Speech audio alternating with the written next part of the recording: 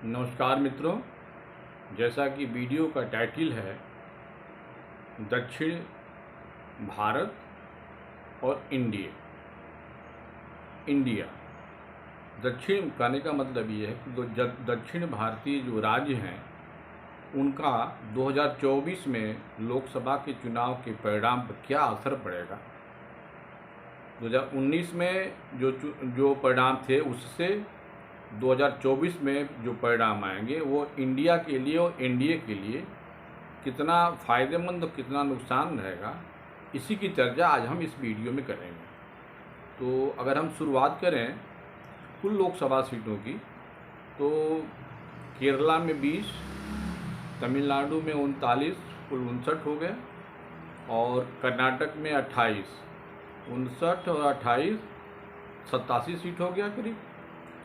87 और 25 सीट आंध्र प्रदेश में, 122 सीट हो गया, और 17 सीट तेलंगाना में।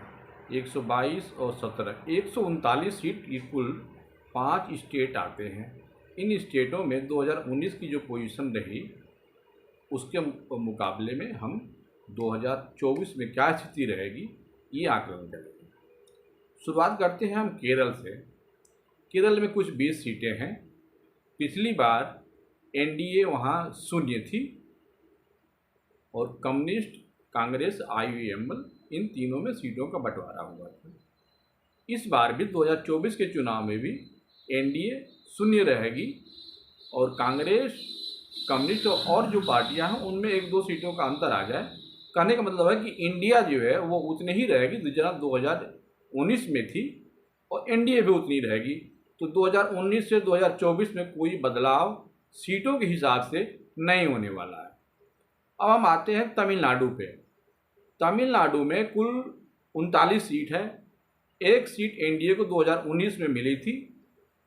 इस बार का जो समीकरण है कमोबेश बहुत होगा तो क्या होगा कि फिर वही हो जाएगा, या एक भी सीट न आए, 0 हो जाए जो है। तो इससे एक सीट के जाने आने से भी तमिलनाडु वाली जो स्टेट है 39 सीटों वाली, उससे भी बहुत फर्क 2019 और 2024 में नहीं पड़ने वाला। लेकिन अगर आप इतिहास देखिए, जब करुणानिधि और जब जयललिता सत्ता पर काबिज होते थे तो 5 वर्ष के लिए जयललिता और 5 वर्ष के लिए करुणानिधि, ये पैटर्न पहले का रहा होता था, और वो क्लीन स्वीप करते थे। जैसे अभी स्टालिन के पास जो 22-25 सीटें वैसे नहीं होती थी। उनका जो है 39 में 37 सीट, 38 सीट इस तरह से जयललिता लेती थी और उसी तरह से करुणानिधि लेते थे। इस बार का जो चुनाव होगा वहाँ पे हमें लगता है कि मिक्स होगा। स्टालिन का जो 5 साल का जो समय जो निकला है गठबंधन का, इस बार एआईडीएमके के पक्ष में, लेकिन एआईडीएमके से कोई मजबूत नेता नहीं है, इसलिए इस गठबंधन को उतला लाभ नहीं मिलेगा।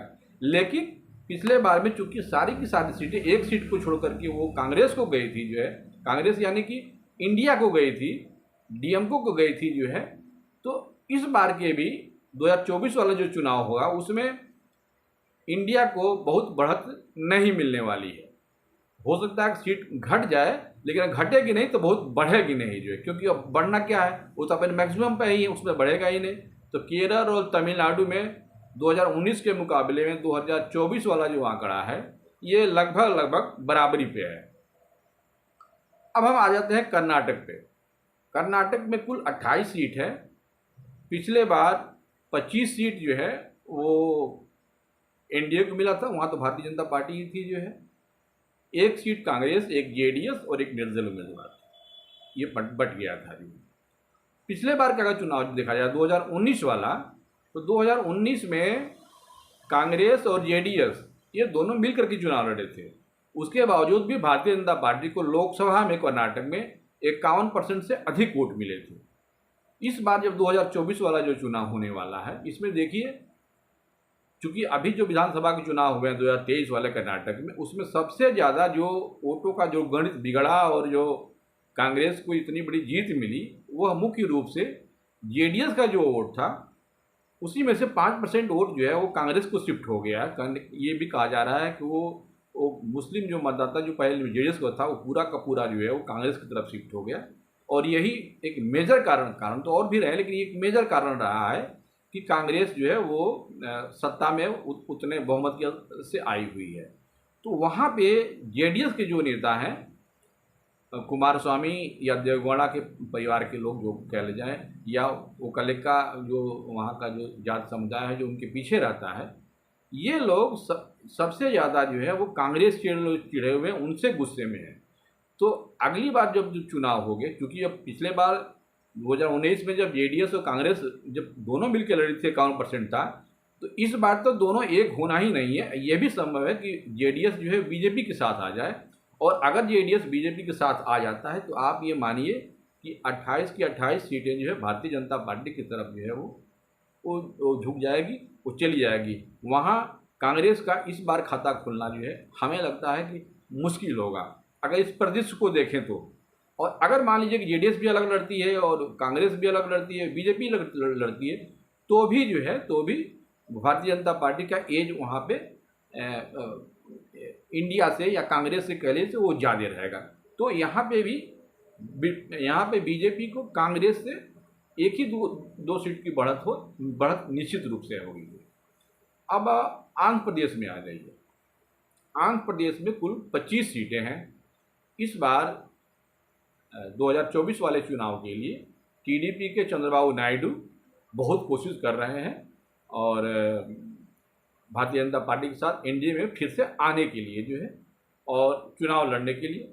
हालांकि वहाँ की स्थिति कुछ ऐसी है कि वहाँ की जो वाईएसआर कांग्रेस की जो सरकार है, उसके प्रमुख जो है वो हमेशा हर मुद्दे पे सरकार के पक्ष में लोकसभा राज्यसभा में सपोर्ट करते रहे हर बिल का, और जहाँ भी जरूरत पड़ी।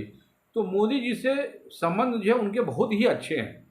लेकिन जब चुनाव में जाना होगा तो थोड़ी सी दुविधा है भारतीय जनता पार्टी को कि अगर मान लीजिए अगर हम लोकसभा में अगर उसके खिलाफ जाते हैं तो हो सकता है कि आने वाले दिनों में जब सरकारें बनने बिगड़ने की होगी तो कैसे उनसे संबंध अच्छा रखा जाए, इसका तालमेल करना है। लेकिन अगर टीडीपी और जेएसपी, जनसेना पार्टी और बीजेपी, ये तीनों का मिलकर के एनडीए का गठबंधन अगर चुनाव लड़ता है तो वहाँ एक बहुत बड़ा बदलाव होने वाला है। मैं ये हालांकि बहुत कम लोग जो है वो आंध्र प्रदेश को इस निगाह से देख रहे हैं, लेकिन मेरा इस पर निगाह है।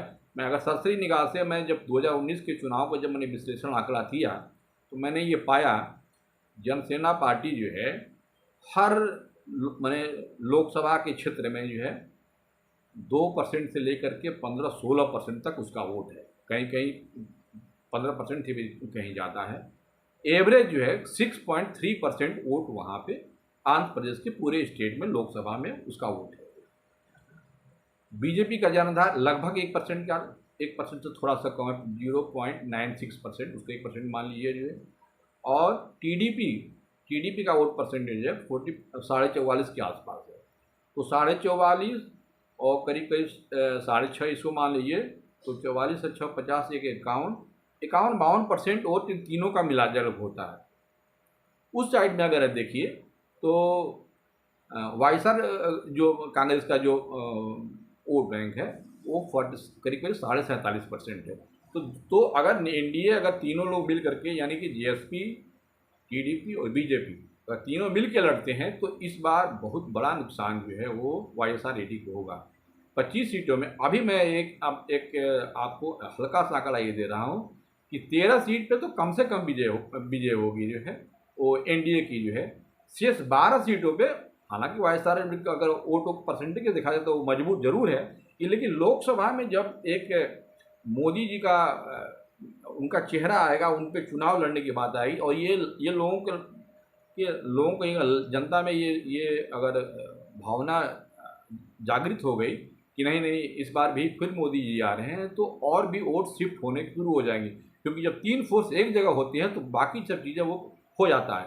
तो हमें लग रहा है कि एक बहुत बड़ा शिफ्ट जो है वो आंध्र प्रदेश जो है इस पूरे जितने भी राज्य हैं उसमें एक अप्रत्याशित जो रिजल्ट है वो आंध्र प्रदेश एनडीए के पक्ष में देने जा रहा है। ये मेरा ये आकलन है।